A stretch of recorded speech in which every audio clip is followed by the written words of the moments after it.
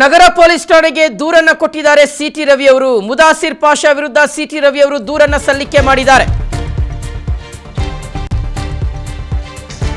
ನಗರ police ಠಾಣೆಗೆ ದೂರನ್ನು ಕೊಟ್ಟಿದ್ದಾರೆ ಸಿಟಿ ರವಿ ಅವರು.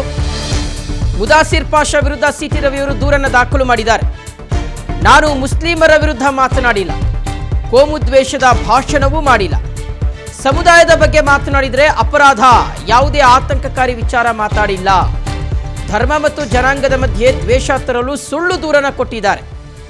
ಜಾಮಿಯಾ ಮಸೀದಿಯ ಮುದಾಸಿರ್ ಅವರ ವಿರುದ್ಧ ಕ್ರಮ ಕೈಗೊಳ್ಳಬೇಕು ಅಂತ ಸಿಟಿ ರವಿಯವರು ದೂರನ್ನು ಕೊಟ್ಟಿದ್ದಾರೆ. ಚಿಕ್ಕಮಗಳೂರು ನಗರ ಠಾಣೆಗೆ ಹೋಗಿ ಸಿಟಿ ರವಿಯವರು ದೂರನ್ನು ದಾಖಲು ಮಾಡಿದ್ದಾರೆ.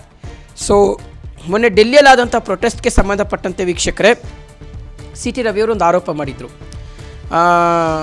ಮುಲ್ಲಾನಿಗೂ ನೀಟ್ ಪರೀಕ್ಷೆಗೂ ಏನು ಸಂಬಂಧ, ತಲೆ ಹೊಡೆದ್ರೆ ಅವ್ರ ತಲೆಯಲ್ಲಿ 3 ಅಕ್ಷರ ಇರಲ್ಲ ಅಂತ ಹೇಳಿದರು. ಸೊ ಈ ವಿಚಾರ ಒಂದಷ್ಟು ಜನರನ್ನು ಕೆರಳಿಸಿದೆ. ಇದಕ್ಕೆ ಸಂಬಂಧಪಟ್ಟಂತೆ ಅವರ ವಿರುದ್ಧ ದೂರು ದಾಖಲಾಗಿದೆ. ಆದರೆ ಸಿಟಿ ರವಿಯವರು ಇದಕ್ಕೆ ಸಾಕ್ಷಿ ಅನ್ನೋ ಹಾಗೆ ಒಂದು ವಿಡಿಯೋವನ್ನು ಅವರು ತೋರಿಸಿದ್ದಾರೆ. ಅದರಲ್ಲಿ ಒಬ್ಬ ವ್ಯಕ್ತಿ, ಅನ್ಯಕೋಮಿನ ವ್ಯಕ್ತಿಯೊಬ್ಬ ಕಾರ್ನ ಪೆಟ್ರೋಲ್ ಟ್ಯಾಂಕ್ನ ಕ್ಯಾಪನ್ನು ತೆಗೆದು ಅದಕ್ಕೆ ಬೆಂಕಿ ಹಚ್ತಾ ಇರ್ತಕ್ಕಂಥ ಒಂದು ವಿಡಿಯೋವನ್ನು ಸಿಟಿ ರವಿಯವರು ತೋರಿಸಿದ್ದಾರೆ.